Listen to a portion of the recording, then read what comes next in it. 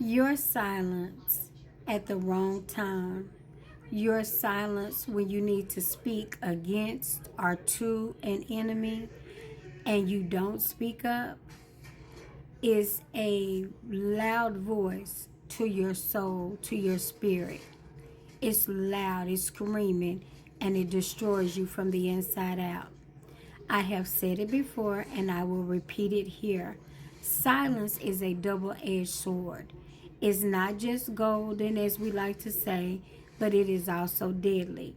And we know this because we'll always talk about how a closed mouth doesn't get fed.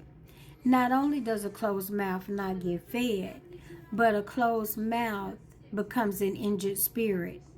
When you do not talk, when you do not mention or talk about your hurt, you're lying to yourself. And the more you lie to yourself, yeah, faith cometh by hearing, right? And it's not just the word of God. Whatever you consistently hear, whatever you consistently tell yourself, and whatever you consistently don't say becomes your pattern. It becomes your faith. So when you don't speak to being hurt and you just keep saying it doesn't matter, it doesn't matter, after a while you do become indifferent. But you don't just become indifferent to certain people and certain things. What you don't realize is that that indifference becomes your way of life. And when you're ready to love and you're ready to change and you're ready to give your best to somebody, there is nothing to give because you've been what? Indifferent forever. You've allowed any and everything to infiltrate you and to infiltrate your spirit. And you have screamed so loud to your spirit so many times with your silence to the outward, your golden silence has killed you on the inside. And so now you believe the same things that people say about you. You don't know what to believe. You don't know if you're coming or going. You don't know who you are, and you don't even know what you like, what you don't like, because you have told yourself silently it doesn't matter and that you don't matter. When you wonder why you keep attracting that same type of attitude, it's because of what you're saying to yourself. And the crazy thing about it is that while you're not saying it out loud and you're wondering, like, what? People can read people, okay?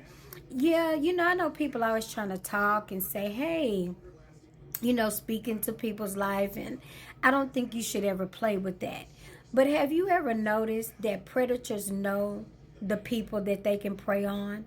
If a man is abusive, he knows the type of woman that is conducive and that can be easily subject to his abuse and his control. If a woman is controlling, she knows the type of man to pursue that will fall into whatever she desires him to do. So our spirits read other people. So when you wonder why I keep getting people that treat me a certain way, go back and see what you've been screaming and saying to your spirit. The things that you won't say outwardly, but you're telling your spirit it doesn't matter. Do you know how many people actually work very hard to tell themselves that nothing matters? Oh, I don't let people get to me. Oh, I don't let people do this. Oh, I don't let this. I'm protecting my peace. You have to be careful about catch-all phrases, because you can say it and it means one thing to you, and somebody else will say it and it's killing them. Anytime a person says a catch-all phrase, and I get on people that are close to me, I actually get on their nerve, because as soon as I hear it, I'm like, okay, tell me what you mean by that. Why are you repeating that? And it's one thing about it, like demure. Oh my God, I'm so sick of hearing that word, because there's so many people saying it, and it's like, are you saying it because you just learned a new word? That's the end thing? I mean, what? Just like when people was talking about the universe provides, the universe, God created the universe. Some of the people that were saying the universe were people who were supposed to be believers. That really made me mad. Or when I hear people saying karma, but you know that you are a believer, so it's simple for you. It's reap what you sow. So why are we using the catch-all phrases? Or it is what it is. Is it? Are you telling me? Because when I hear that, my first thing is that, are you saying you can't change it? Are you saying that whatever it is just going to be and you don't fix it and there's nothing? Has God made his decision on it? So watch the catch-all phrases, okay? Don't fall into that. Make sure you understand what you're saying. And it is not your responsibility to make everybody okay or to say, you know what? It didn't hurt me, because we do get hurt. As people, we get hurt, and when you're hurt, you have to say it. You have to say it because your voice is powerful. Remember, I talked about our voice being an altar. When you say, hey, that hurt, it's just like when you're in pain. As soon as one of you stump your toe, that all the way from your toe to your brain sends a message and says, boom, that hurt, that hurt, that hurt. And you react. That reaction helps you to remember what you have done so that you don't hit yourself in that same spot again. It's the same way mentally and emotionally and socially and spiritually. When you're hurt and you don't say anything, you're telling your brain, okay, you're really tricking yourself. You are manipulating yourself. You're trying to say, oh, that makes me such a good person. It does not. That's not what turn the other cheek means. That's not being a good Christian. Not saying, okay, no, I don't like this. No, you can't go for it. Setting boundaries doesn't make you a mean person. It makes you a sane person. Because there is no way you can be a complete person by yourself when you don't know that you can speak up against something that hurts you. You have that right, and you have that responsibility. And when people treat you differently after you tell them that they hurt you, that's speaking volumes about them, not about you. But I get it, because if you love somebody and you tell them that it hurts, and then all of a sudden they treat you different, like, well, girl, and they play victim, and they've always got to be the one hurt.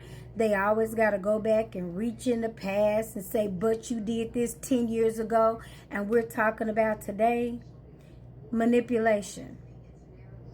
If we haven't settled what happened 10 years ago, then let's go back and let's settle that and say, okay, we're going to put a pin in that. We're going to address it, apologize, but that does not take away from what you did today. Are you telling me you did this today because of something 10 years ago? Once again, that speaks volumes to them. So your voice, or the lack of it on the outside, you're always talking to yourself inwardly by the way you handle things, by the way you allow things. You're saying to yourself, you are telling yourself where you matter and when you don't matter. And when you hold a lot of things in and you wonder why people that are around you are people that you want to prove something to don't get it, because you're holding it in, and in those moments you don't say anything. You think you're keeping the peace or being sweet or being lovable or tolerating or being Superman or Superwoman, and ultimately the people feel the disconnect, so they feel you're disgenuine. You feel it because now after a while you become resentful to that person, even though they don't know what's going on, and you cannot develop a meaningful relationship in that manner. What you do not say outwardly, you're still screaming inwardly. Do not kill your soul, because remember, we're all about becoming victoriously outspoken, initiating corrective environments. And that begins with using that voice. It's okay to hurt. It's okay to admit the hurt. Jesus showed us that, just in case you're wondering. It's been your girl, Candid with Kim. Use your voice.